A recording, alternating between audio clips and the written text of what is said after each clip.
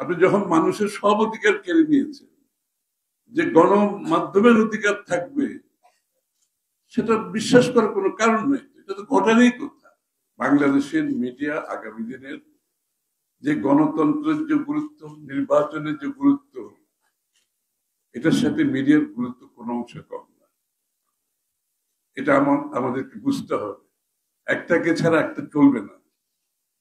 আমি সবসময় বলেছি, মিডিয়া এবং রাজনীতি হ্যান্ডস অ্যান্ড গ্লোভস। মানুষ গ্লাভ যখন হাতে পড়ে না, ওই যে সম্পর্ক, ঘনিষ্ঠ সম্পর্ক, ক্লোজ সম্পর্ক, সেরকম একটা সম্পর্ক। তো আসলে আমাদের সব সমাধানগুলো বাংলাদেশের আমরা পিসফুল সমাধান করি। কখনো গণতন্ত্রের জন্য আমাদের প্রাণ দিয়ে ফেলছি, গণতন্ত্রের জন্য, আন্দোলনের জন্য, প্রয়োজন অনুযায়ী দেশের জন্য, মানুষের জন্য। আবার মিডিয়ার ইস্যু যখন আসে, মিডিয়ার কিছু আলোচনা হয়। তারপরে আপনার অর্থনীতির উপর এক এক সময় আলোচনা হয়। এই যে সামগ্রিকভাবে একটি গণতান্ত্রিক সমাজ, দেশ যদি চলতে হয়, প্রত্যেকটি গণতন্ত্রের সাথে যে স্তম্ভগুলো আছে, গণতন্ত্রের সাথে জড়িত যে বিষয়গুলো আছে, আমরা যদি একসাথে অ্যাড্রেস করতে না পারি, তাহলে কিন্তু গণতান্ত্রিক প্রক্রিয়া, যেটাকে আমরা প্রাতিষ্ঠানিক রূপ দেওয়ার কথা বলছি, সেটা সম্ভব হবে। একটা বিষয় আপনারা আশিককে ধন্যবাদ জানাচ্ছি, খুব সুন্দর একটা পেপার দিয়েছে আশিক। এবং দীর্ঘ আমি কিন্তু শেখ হাসিনা সরকারকে কোনোদিন, আপনারা খেয়াল করেছেন কিনা যে আমি কিন্তু কোনোদিন সরকার বলতাম না, আমি কিন্তু সবসময় ব্যবহার করতাম রেজিম শব্দ। কোনোদিন আমি সরকার বলি, অলওয়েজ আমি যে রেজিম হিসেবে ইউজ করেছি এটাকে।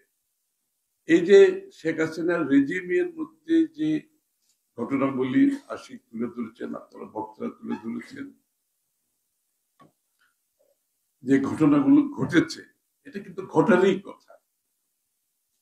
আমি কিন্তু মোটে আশ্চর্য হই নাই যে ঘটনাগুলো ঘটেছে।